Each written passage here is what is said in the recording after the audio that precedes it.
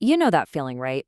You've got a phone, maybe a laptop that you spent a ton of money on, and then one day it just starts to die. The battery life tanks, it gets super slow, and you just know it's on its last legs. It is so frustrating. And in that moment, I bet a thought like this creeps into your head. It kind of feels like a conspiracy, doesn't it?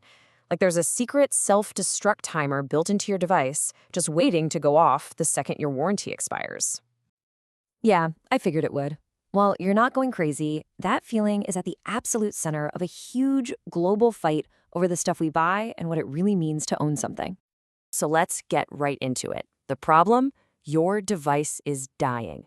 And here's the kicker: that slow, painful death, it's often not a fluke. It's a feature, not a bug. Seriously, these aren't just accidents. Companies are making intentional choices.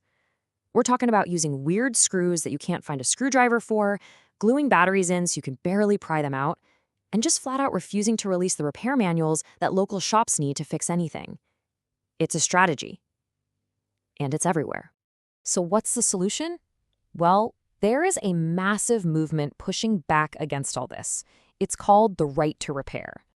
The idea at its heart is actually super simple. If you bought it, you own it. And if you own it, you should be able to fix it yourself or, take it to whomever you want to get it fixed.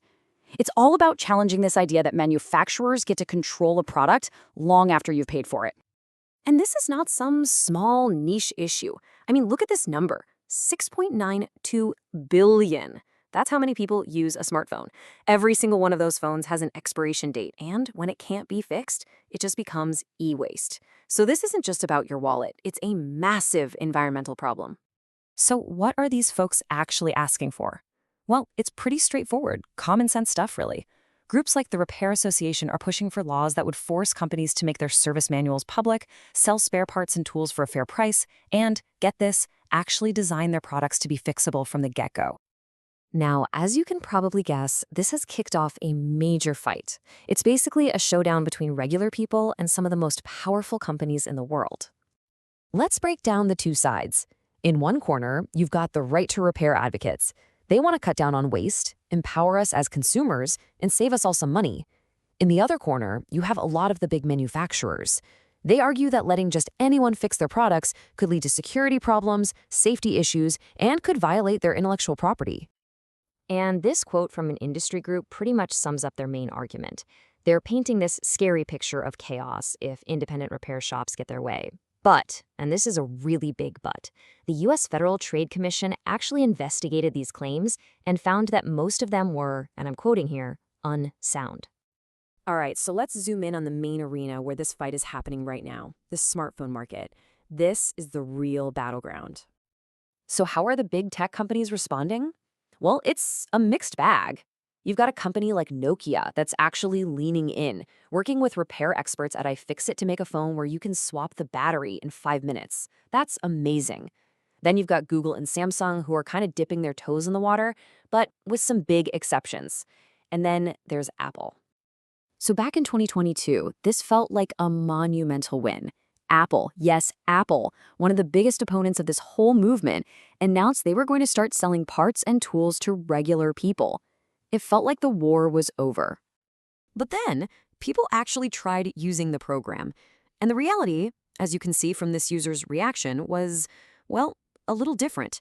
The whole process was crazy complicated, the parts were still pricey, and the tools, oh man, we have to talk about the tools.